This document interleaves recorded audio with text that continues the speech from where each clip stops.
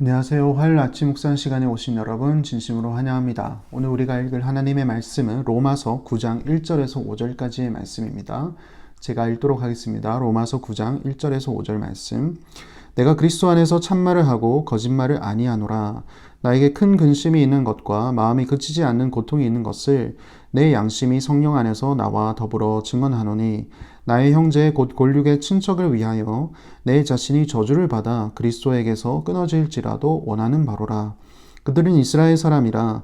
그들에게는 양자됨과 영광과 언약들과 율법을 세우신 것과 예배와 약속들이 있고 조상들도 그들의 것이요 육신으로 하면 그리스도가 그들에게서 나셨으니 그는 만물 위에 계셔서 세세의 찬양을 받으시 하나님이시니라. 아멘.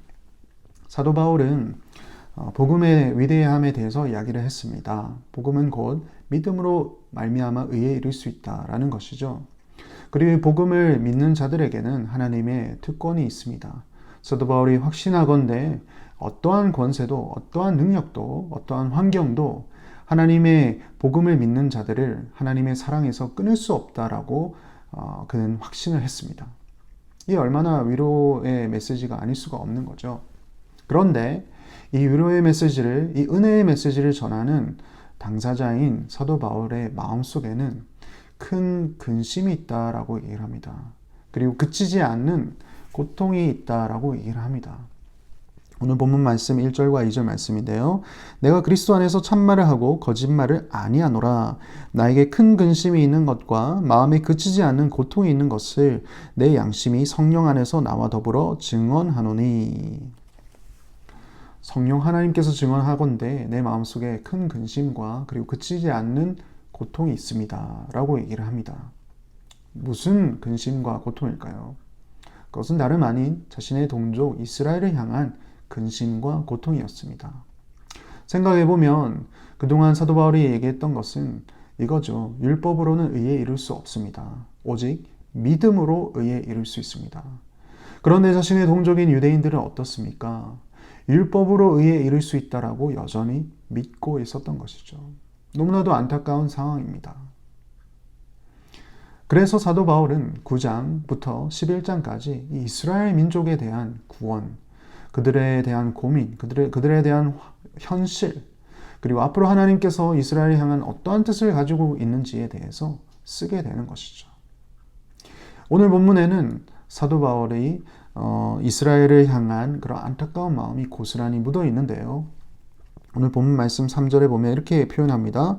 나의 형제 곧 골육의 친척을 위하여 내 자신이 저주를 받아 그리스도에게서 끊어질지라도 원하는 바로라.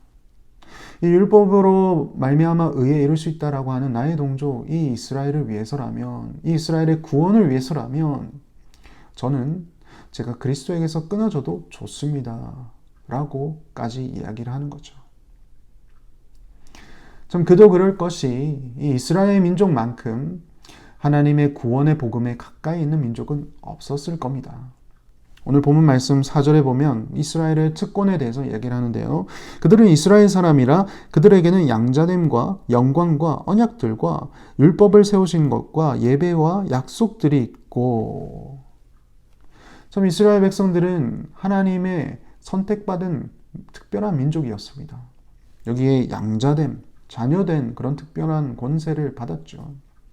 그리고 언약, 너희가 내 말을 듣고 순종하면 나는 너의 하나님이 될 것이고 너는 나의 백성이 될 것이다 라는 이 언약은 훨씬 이전부터 하나님께서 이스라엘 민족을 통해서 체결하셨습니다. 그리고 율법도 마찬가지죠. 하나님의 그런 정도, 하나님의 뜻이 무엇인지 알 수 있는 율법. 그리고 예배, 성막 시절 때부터 성전의 시절 이르기까지 하나님을 예배할 수 있는 그런 특권을 누리며 살아왔습니다. 그리고 조상들, 그 역사는 계속되었던 것이죠. 무엇보다도 이들에게 특별한 특권이 있었다면 5절 이하에 육신으로 하면 그리스도가 그들에게서 나셨으니, 그들에게 그리스도가 약속되어졌습니다. 메시아죠. 구원자입니다. 그리고 그 구원자는 어떤 분이냐면 그는 만물 위에 계셔서 세세의 찬양을 받으시 하나님이시니라.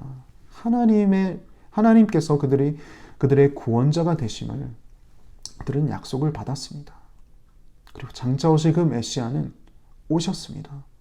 예수 그리스도인 거죠. 인간의 육신을 입으시고 이 땅에 오셔서 그들을 구원하러 오셨지만 정작 메시아를 약속받은 이스라엘 백성들, 유대인들은 그 메시아를 받아들이지 않았습니다. 오히려 멸시하였고요. 십자가에 못 박혀 죽였습니다. 하지만 그럼에도 불구하고 하나님은 그들에게도 기회를 주셨습니다. 모든 믿는 자들에게는 하나님의 의에 이를 수 있는 영광을 허락해 주셨기 때문이죠. 하지만 여전히 사도 바울의 동족인 이스라엘 백성들은 율법에 얽매여 있었던 것이죠. 이 얼마나 안타까운 상황인가요? 저는 오늘 이 본문 말씀을 읽으면서 좀 사도 바울이 안타까워하는 모습이 오늘날에게도 참 적용이 될 수 있구나라는 생각을 하게 되었습니다. 세상에는 수많은 그리스도인들이 있습니다. 하나님의 복음을 받은 자들입니다.